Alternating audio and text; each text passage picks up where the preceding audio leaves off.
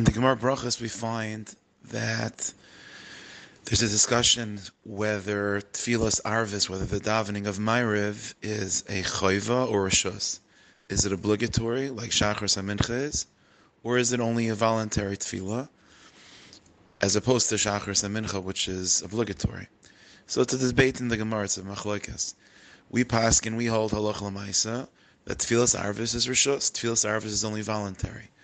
Now, despite the fact that it's voluntary, the Jewish people have accepted upon themselves to treat it as something, as if it's obligatory, but technically speaking, it's a voluntary tefillah.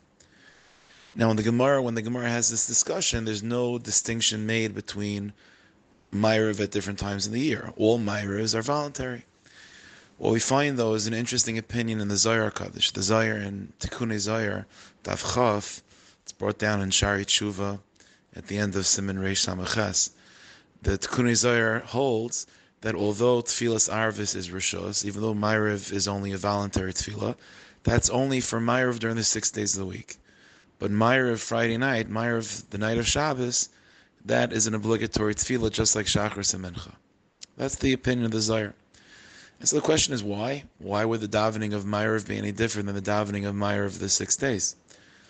So the truth is, the whole idea of Ma'ariv being a voluntary tefillah needs explanation. Why would that be? Why would Ma'ariv be any less than Shachar Mincha? So there's a teaching from Rav Tzadok HaKohen of Lublin in his Sefer Tzidkas HaTzadik, in the 7th piece.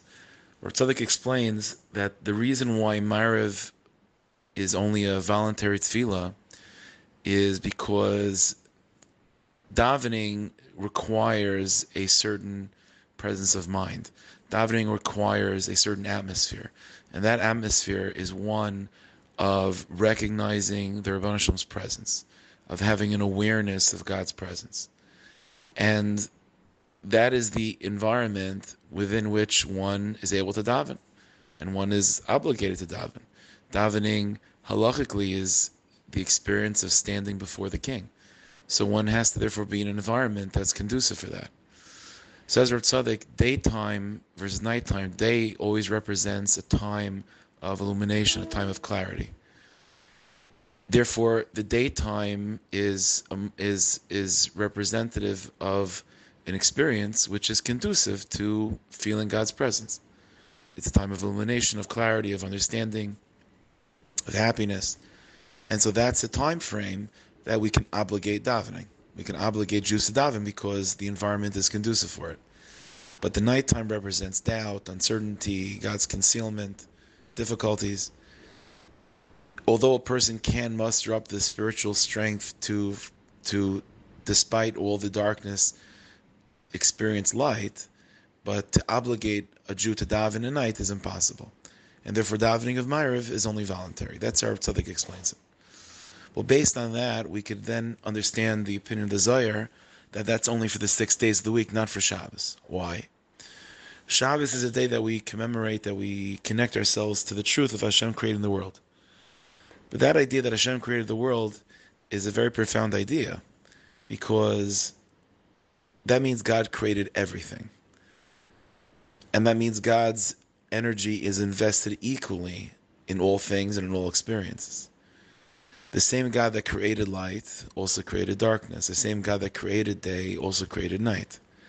Once we remind ourselves of that truth of Shabbos, that everything is created by God, all experiences are pulsating with His will and ultimately His presence, then the question of whether we experience that clarity or not becomes inconsequential. It becomes irrelevant. The fact of the matter is that everything is created by God, and everything's part of His universe. And as far as He's concerned, there really is no difference between up and down, between highs and lows. The question is always the same, which is, what do I have to do right now? What's my avodah? What is the mitzvah that's in front of me to do? God's equally there in all places and all times.